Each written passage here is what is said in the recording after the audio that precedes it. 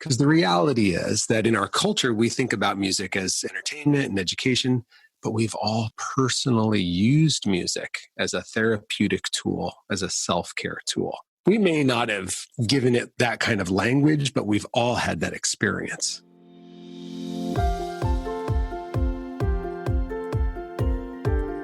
Hi, my friend. Welcome back to the Powerful and Passionate Healthcare Professionals podcast. I'm your host, Sabrina.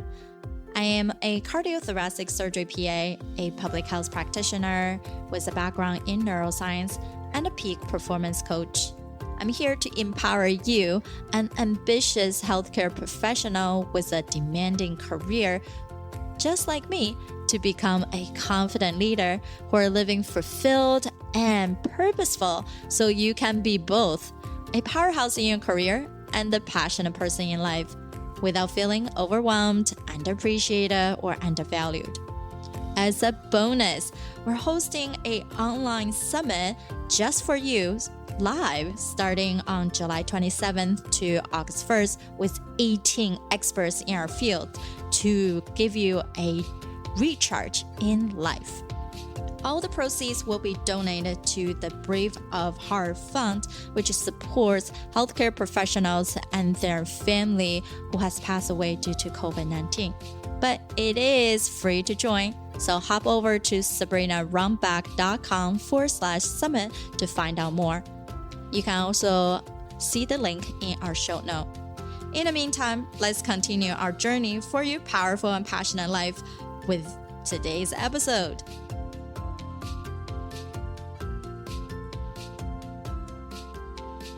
Our speaker is Tim Ringgold. All right. Tim has been a professional music therapist and board certified in Orange County, California since 2008. And he is also the book author of Sonic Recovery, Harness the Power of Music to Stay Sober. He provided music therapy for thousands of teens and adults in residential treatment and also a sought-after international speaker, having shared stages with many thought leaders, including Tony Robbins. And he was the first person to give TED Talk on music therapy in 2012. And Tim is also a former regional president of the American Music Therapy Association. Welcome, Tim, to talk to us today. Thank you. Thanks, Sabrina. Great. So, hi, everybody. Thanks for tuning in today. I'm so glad to share a little message with you about how to reach for music to relieve stress fast. Because no matter what you're committed to in this world, stress strikes. And when it does very specific things to your nervous system and takes the best parts of you offline. And most of us already know how good music is for our mood and for our spirit. But today I'm going to share with you a little bit about how important music is for your brain and your body to be able to operate from your best self physically. That's really the hidden piece of music therapy that people don't know about. And so it's exciting to share with you about music because I'm talking about a topic that most people already have a very personal relationship with and a very powerful relationship. So just, in the chat, just say, me, if you're someone who has been through a tough experience in your life, getting to share about music in a way that you're not familiar with. My goal today is that you'll leave this presentation feeling more confident to rely on and lean on music as a self-care tool rather than just entertainment or education. Because the reality is that in our culture, we think about music as entertainment and education, but we've all personally used music as a therapeutic tool, as a self-care tool. We may not have given it that kind of language, but we've all had that experience. And if you've ever prescribed yourself a playlist, you know what I'm talking about. This is always a fun question to ask a room when I'm at a conference is, was it mixtapes, like blank tapes? Was it blank CDs? Or was it digital playlists? Like, when did you come online? When you made your first custom curated playlist of music for you, what was the technology at the time that you used to prescribe yourself music? For me, it was definitely the boombox that had the dual cassette, and you would put the blank cassette B, right? You guys remember this? For those who don't remember this, this is like something you can see in the Smithsonian Museum. And then you'd hit play and record and pause on cassette B, and you'd just wait. You'd wait for your favorite song to come on the radio, that FM radio station. And as soon as it would come on, you'd hit the pause button and you'd capture it. You'd grab it. And then you might have a couple of cassettes that had like one song on it that you liked. So you'd put that in cassette A and you'd hit play and you'd unpause. And remember, and then they would talk over the intro. Yes. And that was the most annoying thing ever, right? Because they felt that they were allowed, DJs could talk all the way up until the first lyric.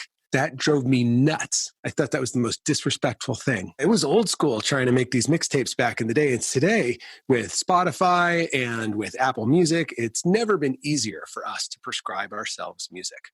And so I want you to just know that in the toolkit of all the ways that you can put yourself in a peak state and also reset yourself when you're out of a peak state, one of the ones that's nearest and dearest to your heart that is evidence-based and field tested is music. And so I want you to go forward today, reaching for music on a daily basis, not to consider yourself or become a musician, not to consider the idea of performing music. Forget all that. It's strictly about using it as a self-care tool to reduce your stress. I started music, my story, I was on stage when I was 4. So I sang a solo. I grew up Catholic, and my mom was the director of religious education in our church. And at 4, I'm singing at school a solo called I Want a Harmonica for Hanukkah, which, as you can imagine, the Catholic ladies had a field day with it. They thought that was hilarious that little Timmy is singing about a harmonica for Hanukkah. But the point was that I remember when I was in kindergarten, I remember walking out on the stage, and I remember that the stage was hollow because you'd hide like all the bleachers and stuff, and you'd hide chairs under there. And so I remember feeling the hollowness of the stage. And when I would step, it would make this little boom under my feet. And it was like this tactile auditory experience that primed me and prepped me. And at 4, I remember going, ooh, something cool is about to happen. And I've never forgotten that feeling. And now, 43 years later, I'm on stages around the world speaking to people about how to reach for music. And when I'm on a physical stage, I walk up those steps and I feel that hollow littleness, and I know right away I'm at home. And I knew it. I just knew it when I was a kid. I can't explain it. I just knew. It was like, this is where you're supposed to be. You know, I was a straight A student in music, but only music, because I just really didn't care about anything else like I cared for music. And it brought me mountaintop experiences. I got to sing for the Pope when I was 16 in St. Peter's Square. And I was just like, this is awesome. But really the moment that changed everything for me was when I was 22. And I'm at a concert, having a great time, right? Just like we all do at a concert, feeling that energy. It's like, yeah. And meanwhile, just a few miles away, my 5 best friends were just murdered. You guys, I went to 5 funerals in 4 days. It was like Groundhog's Day from hell. It was just the most painful. It was beyond anything. Like, they didn't even write Hollywood stories like that because that would just be too cruel. So you just didn't read about things like that happening. I grew up in like a really safe town, like nothing like that ever happened. And my whole world crashed. And I drank and I smoked and I watched TV. And when I mean smoked, I don't mean cigarettes. And I, porn, everything I could get, my eyes, my hands, I could put into my system to try to numb the trauma and the pain. I tried it all and nothing worked. I was in pain all the time. I even sang at my friends' funerals a song I had already written for them and had sang to them on open mic nights, night after night, week after week. That didn't even come from me. But what did was that I went and saw someone else play music for me. And now he was just playing a concert, but it was for me that night. And for the first 2 hours since I got the news, I found peace. When nothing else worked, the music did. And that took music into a whole new category of personal power for me. It was no longer about performance. It was no longer about stages. It was no longer about audiences. It was about transformation, and it was about peace. And I didn't know what I was going to do with it, but I knew in that moment that the purpose of my life was to heal others with music. And now today, my company provides music therapy we do over 200 hours a month of music therapy groups for children, for teens, for adults, even the elderly. Well, we were until COVID-19, till the lockdown. We're on hold with some of those populations for obvious reasons. But that's what I do. That's my company. And that's, I went back to school to find a way to use music in a clinical, evidence-based, healthy way to help others. And so today I'm just going to show you a couple of ways, like why music's so powerful, what it specifically does for you. I'm going to show you one really powerful way to reach for it. So there's an acronym in my book called SOBER. And people think of the word sober as like, don't drink. Right? I get it. But really, it's an acronym that's far more useful. SOBER really means stay present, open up, be creative, escape stress, and reconnect. Those are the things that music allows us to do. It allows us to stay present. So when you are tripping out about what you've got to do in the future, or you're ruminating or frustrated about what's happened in the past, you're not present. Your thoughts are not where your body is. And you don't have any control over the future or the past. Your brain knows it. It's very stressful. So it's very disempowering to be spending all your time out of the present moment, because the present moment is where you can move your body. It's where you can actually control your focus on making things happen. It's where you can control what you put in your mouth, who you are around physically, or what you're around physically. Those are all things that you can manipulate, but only in the present moment. So music, when you try to engage with it, the beat is happening now. It's happening in the present moment.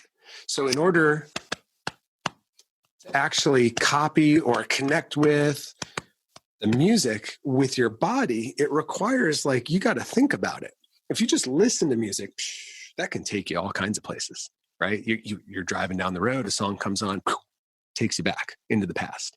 But when you're trying to sing along or tap along to engage with the music in some way, pulls you right back into the present moment.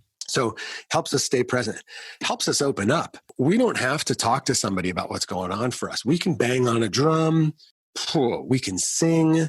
And when we do that, it actually expresses the emotions inside of us without having to use words. Because with words, you got to have the right words and you got to have the right listener. Otherwise, words are a toll booth, not a bridge. So music allows us to open up in ways that nothing else does. It's also really important because all of us are solving problems on a daily basis right now because of the lockdown. And the muscle we use to solve problems is creativity. When your brain's in stress mode, it's in reactivity mode. So your nervous system has 3 gears. And so when you're let's see if I can get this right, because I'm in mirror mode. Sabrina, here you go. You ready? There you go. So you've got your default mode, you've got stressed, which is fight, flight, and then you've got trauma. So you've got your ventral vagus, parasympathetic, sympathetic, and then dorsal vagus. And so that's the polyvagal theory in motion. So you got 3 gears. When you're at your best, you're in default mode. When you get stressed, click, you move into sympathetic nervous system response. Now you're in reactivity mode. And your prefrontal cortex, which is where you do your creativity and your executive thinking, actually gets turned off. And your amygdala, which is your old reptilian brain, takes over and tries to solve the problems in the present moment based on whatever makes you feel better right now. Has no access to the past or the future. And that's why we make a lot of dumb decisions when we're stressed, because the amygdala can't consider future consequences. So when we listen to music and we engage with music, there we go, click, it pulls us back into creativity mode. So it restores our prefrontal cortex so that we can think more creatively about the problems we're facing. So it actually gives us back one of the best resources we have in our brain to be solving problems. So that's why we want to reach for music, because when we're creative, we're problem solving. So creativity, we usually just think about it in the arts, but it's far more relevant than that. And then we just need tools to escape the stress. And let's be honest, sometimes the stress is in the present moment. And who remembers, Calgon, take me away?